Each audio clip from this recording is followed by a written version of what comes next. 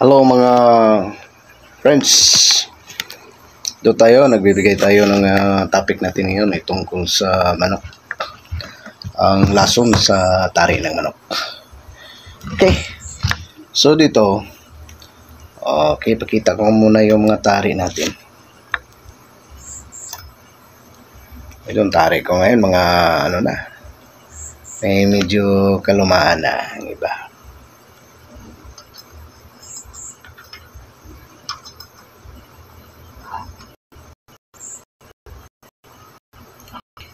So ito yung sa friend ko, pagawa siya ng Diyos Angko, which is for me with not dahil sa I happen to experience yung naglagay yun ng tali na sangkong ito, yung bear yung na natali yung laban niya ay medyo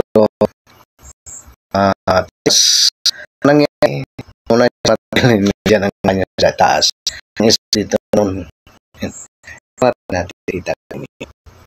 So dito follow mayroon tayo rito si Matt dyan. Thank you for always joining, always watching with this mine. So nandiyan pala sabi ng mo, nandiyan kayo nanonood ka. So ito pag nagpapagawa ng tari ganyan lang hindi sangkong upang madaling ganun yun hindi ganun ang ng manok, hindi ganun. At so pag wala kang talaga sa manok yun, didihado ka sa pag ng manok. At so huwag kang magpapagawa, okay naman yun pag sangkong ang papagawa mo pag hindi ka magaling maglagay ng tari. Dahil sa pag na yan, nakasugat na yan, pag sumugat na yan malaki ang sugat yan dako ng agi, mawawa ang agi sa Bisaya pa, mawawa, malaki ang ngunit pag magaling kang magdala ng maglagay ng tari, kailangan na normal yung tari mo. Huwag kang magpagawa. Ang iba, sinadya kasi yung iba, na magpapagawa ng mga tari na sangkong. So dito sa atin kasulang na ina-arrange ko na itong mga tari natin. Huwag ko nang kukunin to dahil na-arrange ko na sisira naman to. Sorry. Ang kati-kati. So dito, ganyan tayo, Ngunit ang topic natin ngayon ay ang paglalagay ng paglagay ng lason sa tari. Ito. Pag nakita mo, ang tari ko to ay hindi na magandang tingnan. Bakit ba hindi magandang tingnan? Dahil sa nilalagyan ko to ng lason. Bakit ko nilalagyan ng lason? Binigyan kasi ako ng friend ko ng lason. So dito, ay nilagyan niya ako. Pagkatapos kong nilagyan, binilad ko sa sa araw. Ang nangyari dito umulan May konting yung tawag sa inyo, yung taligsik. Yung taligsik, konting ulan. Inatamaan na yung tari ko sa ng ulan. Shower ng yung rain na hindi masyadong heavy. Yung tawag yan, Bisaya kasi. Taligsik sa amin yun. So dito, yan. Pumangit na mga tari ko. So ngunit may lason niya noon. Ngayon hindi ko na nilagyan. Hindi ko pa rin kinuha yung niya dahil sa maging yan. Mawala yung niya, yung sharpness na pag hindi kinuha yung fast tayo.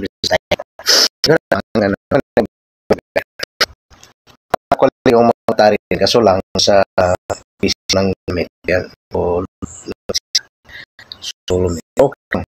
And pag magpumili kayo ng nagtatari, ang pipiliin mo ay hindi sa ganda ng tari nila. So nakita ito yung tari. Hindi sa ganda ng kanilang tari mo titingnan. Ang titingnan mo, as I kept on saying, with those na laging nanonood or laging yung sa mga vlog ko, ang titinginan mo ay ang ganda ng gaffer. Dahil kahit bago yung mga tari mo, in reality, ganyan kahit bago yung mga tari mo, pag pipitsugin yung yung tagalagay ng tari, wala pa rin yun. Wala pa rin, kahit gaano yan ka sharp, hindi yan tatalab. Hindi yan tatalab, hindi magaling ang mo.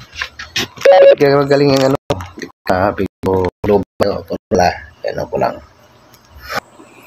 Ganyan Global tayo in-charge ko muna. Well, nag-vlog tayo, din-charge ko ang cellphone natin. Cellphone lang kasi yung ginamit ko. Yung kumakanta ko, cellphone na yung ginagamit ko sa Kaya pag mayroong microphone, lalong pumangit. Pumangit ang boses natin, pumangit pa. Dito, cellphone lang yan. Ito, lulubat kasi. So dito, ang pag-usapan natin ay direct to the point tayo. Paglalagay ng lason sa garit. Dito pag nilalagyan natin ng lason yung tari, mayroon namang mga lason na magaling, maganda. Oops. Kung yata yung cellphone natin. May mga lason na madaling mamatay yung kalaban.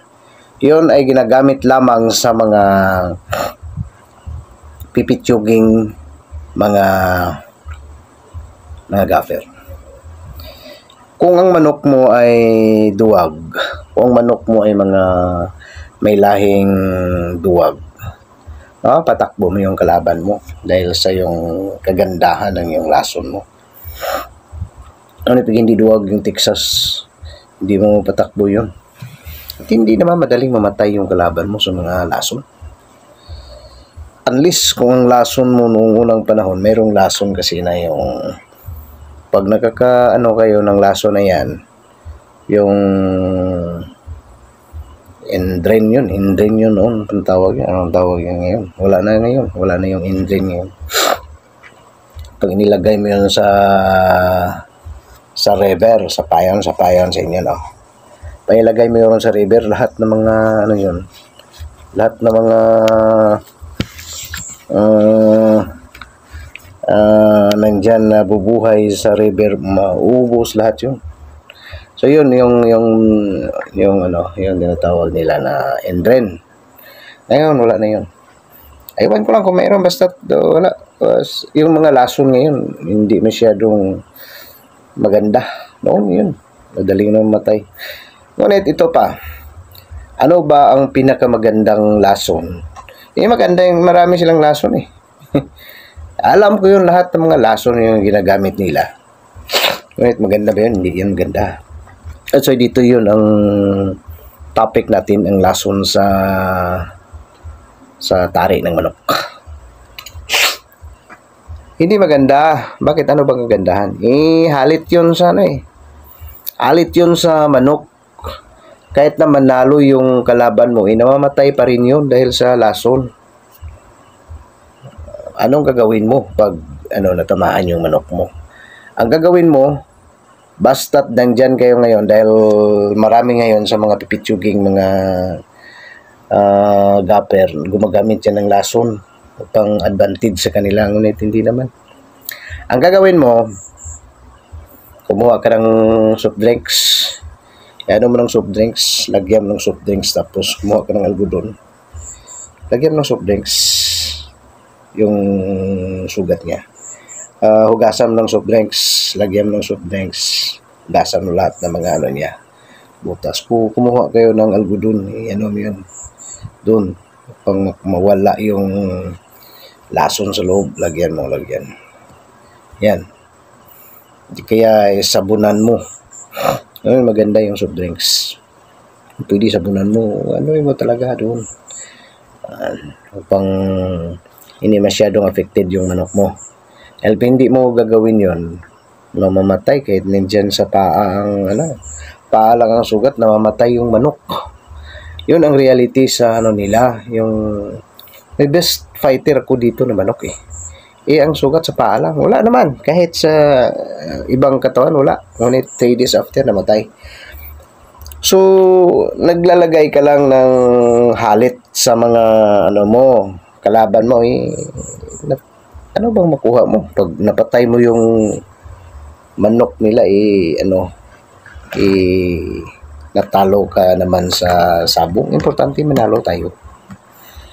Manalo, yun lang importante natin. Huwag mong patayin yung mga manok na hindi pa dapat namamatay. Wala ka naman nakuha pag napatay mo yun. Natalo ka. Hindi yun may mga laso na gano'n. Hindi yun maganda dahil sa ang mga hindi naman namatay yung kalaban niya. Hindi naman napatay. Ano ba ang the best the best sobra pa sa lason?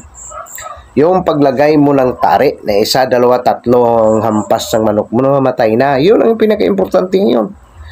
Kahit walang lason yun, sobra pa yun sa lason dahil pag ako naglagay ng noon yung mga performance natin, yung ng manok, yung atay ng manok, nag-action sa loob eh. Super yung mga binigay natin na mga, ang nagbibilib sa atin ay yung mga sanandyan sa mga malalaking sabungan. Hindi kasi ako palaging sumasali sa mga maliliit na sabungan. Dahil noon, malaking pusta natin eh. Pusta tayo ng 57 key, 25 key, ngunit mostly sa mga pusta natin 15 key. Isang pusta rin ako ng 5, 7, 9, 11, 10, gano'n. At nakapusta tayo ng mga medyo may kalakihan. Yan. Natatalo ako ng sana huwag ko na itong balik-balikan dito eh. Natalo ako ng 300k in just only a few months na accumulated ko yung money ko. Inubos ko yung lahat sa tari lang. Tsaka isang business akong pumunta ng sabungan, naiwan ng 100k ko. So dito, ano ba? Ngunit that's not our point at this time. What we have to discuss at this time is just only kung gaano kaganda, okay ba ang paglalagay ng lason. Huwag kayong maglagay ng lason. Maraming uri ng lason nilagay nila. Kaso lang, hindi maganda yon sa hindi, ano ang nakuha mo pag inilalagay mo yan. Ngunit sasabihin ko sa inyo anong uri ng mga lason. Na kung baka ang tumingin rito ay gusto ring makakaalam sa mga lason, papaalam ko sa inyo, hindi tayo dito greedy. Ano ba greedy yun sa Tagalog? Yung ba? Dalok yun sa Bisaya. Greedy ba? Yung ayaw ibigay yung mga information. Informative channel to eh. So, ibigay natin yung mga information. Hindi tayo dalok. Ano yung dalok sa Tagalog? Sabihin niya. Dalok. Ay ayaw bang magbigay? Dalok yun sa Bisaya. Hindi tayo greedy. Greedy lang yung sabihin natin sa English. Hindi tayo greedy sa pagbibigay ng mga information dahil informative channel to. Ano ba ang mga lason na ginagamit nila? Ito, sabihin ko sa inyo, yung mga hindi pa nakaalam. Okay, humanap kayo ng ng battery sa yung sa transformer sa electricity. Yun, pag gagamitin mo yun, yun? Maganda yun. Yun, pinakamaganda dahil sa tatakbo yung manok mo. Basta tamaan yan. Isa sa mga ko, friend ko, naglalagay niyan. Yung mga baguhan pa. Tumakbo yung manok ko. Kumpiyansa man ako. Dahil sa friend ko lang yun eh. Friendly fight lang yun sa anak ko. Tumakbo ang manok ko. Ngunit hindi ako naglagay ng tari noon. Ang anak ko naglagay. Tumakbo, talo yung anak ko. Sa tinitrain ko yung anak ko, kahit na gaano ko man tuturuan, hindi pa rin niya nakuha ang itong estilo natin sa paglalagay ng tari. So dito, natalo siya sa isa sa mga laging nanood dito sa natin, dito sa vlog natin.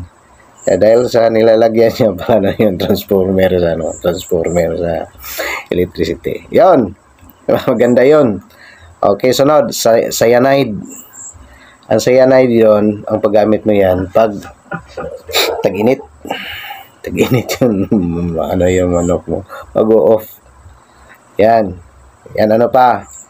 Wala na ngayong in-green eh. Ano pa? Sasabihin ko baka nanonood dito yung gusto nyo ha. Kahit hindi maganda to. Yung ano ba?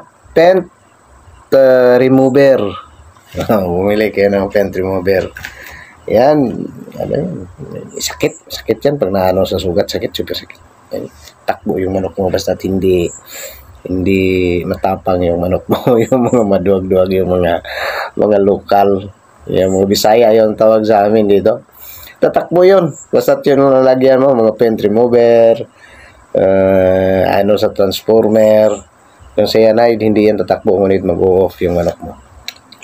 Ngunit wala nang mabisa sa magandang gaffer. Dahil sa strike yung manok mo, 1, 2, 3, mamatay na yung kalaban mo. Yun ang the best. Kaya mga pipitsugin dyan, okay yan sa inyo. Maglalagay kayo ng lason, not for me. Ayaw ko. Hindi na ako naglalagay. Yung bumigay sa akin ng transformer, binigyan ako ng transformer. Ina-acknowledge ko pa rin. Ina-acknowledge pa rin. Concern sila sa atin. Ngunit hindi nila alam na hindi ko pa rin yung ginamit. Dahil yun nangyari sa tari ko. Ano nangyari sa tari ko ngayon? Pumangit. Yan. Pumangit din. In the other way, yung mga binigkas ko, nakakasira yun ng mga tari nyo. Kung gusto nyo maganda ang tari nyo tingnan, huwag kayong gumamit yan. Yan, ang iba nagpapaload dyan sa Cebu, nagpapaload. Gusto mo magkakaroon kayo ng maganda yung mga tari nyo, doon kayo sa Cebu, magpapaload kayo ng mga paludan mo yung yung tari mo. Lagyan mo ludan mo ng lason. Sa akin, hindi na ako. Sinabi ng friend ko, sir, lagyan mo paludan mo, sir. Papadala mo sa akin yung tari mo, paludan natin doon sa Cebu. Ayaw ko Hindi ako nagpapaload Marami pa kung cyanide dito ngayon. Yung iba, tinapon ko na. Iba yun, dami pa rin doon. Yung sa transformer, mayroon pa rin doon. Paint remover, madali mo lang bilhin yun. Super sakit yung paint remover. Super sakit yun. Try nyo. Pag mangdiyan kayo niya, mayroon kayo niyan, doon kayo sa mga maliliit na sabungan. Dahil sa yung mga kalabanin mo ay yung mga pipitsugin. Ngunit pag doon kayo sa mga malalaking sabungan, hindi pa rin uubra yun. Dahil ang mga manok doon ay super. At saka mga conditioning ng kanilang manok, hindi yan kikinig sa mga ganong uri ng mga nila. Hindi yun. Parang wala sa kanila yung mga nag-uup ng kunti, babakbak pa rin yun. So yan, basta't maganda ang conditioning ng manok mo. Pang 7-cock conditioning, kahit na lagyan mo yan ng lason. Kunti lang yun ng lason na malagay mo And the other way, sa mga malalaking sabungan, mayroong nililinis pa yung ginagamit ng algodon, ginano nila yung tari mo. So may maiwan dyan, kunti. Tapos, tips ko sa inyo pag mayroon kang lason, kailangan na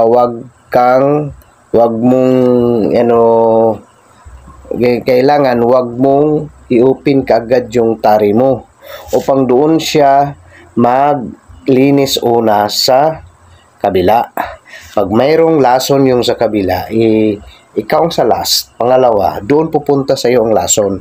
So nagpapantay na kayong dalawa. Ngunit mas marami yung nilalagyan nila dahil sa kahit na doon sa likuran ng tari na doon yun Hindi yan makuha lahat. Ngunit transfer sa inyo ang iba yon.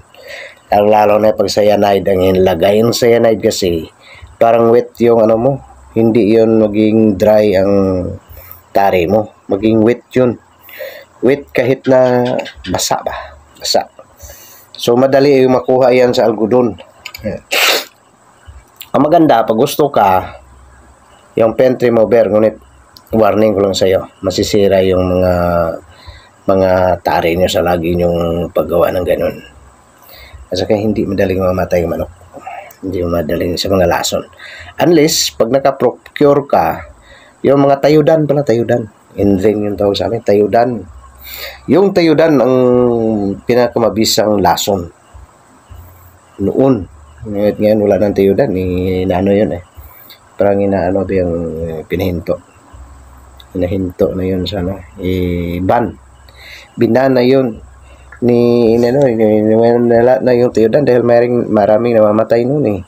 Nag-suicide gamit ang tayudan. Sorry. Sorry. Paano mo kasi yan. So dito, yan. Yung mga lason na gamit nila. Yan. So dito my friend, sorry. Ano kasing ilong natin Dito my friend, ganyan ang mga lason na laging ginagamit ng mga pipitsuging mga gaffer. Pero complain dyan, basta't malalaman mo yung mga gaffer na masalita. Yun. Wala yan. Maganda naman yung site nila. Ngunit hindi maganda. Hindi the best yung mga site nila. Nagkakamali rin ako Tayo sa paglalagay ng tari, nagkakamali rin tayo. May pagkakataon na matagal ring namatay ang manok natin. Ngunit minsan lang yung nangyari. Seldom to happen. Minsan nangyari. Ibig sabihin, seldom to happen. Minsan lang yung nangyari dahil depende yun sa paan ng manok natin. Ano ba to? Parang may lagnat yata. Ngunit pag maganda, normal yung paan ng manok mo. Namatay ka ganyan. Huwag nating patagalin pa dahil medyo parang pumangit yata. Meron natin, natin ngayon. Habang tayo nagbablog. Meron talagang devil dito. Meron devil na lagi kong sinusundan ng devil kasi. So ito, pag mayroon tayong ginagawa, yan. Gumawa rin siya ng mga bagay na ikakasira natin. Meron kasi akong kalaban na marunong sa witchcraft. Okay, so darating din yung panahon na ganunin ko yun. Okay, have a blessed day everyone. This is your friend. Alam niyo naman sino pangalan natin dyan. Pangalan ng channel natin. Have a blessed day once again. Next post tayo.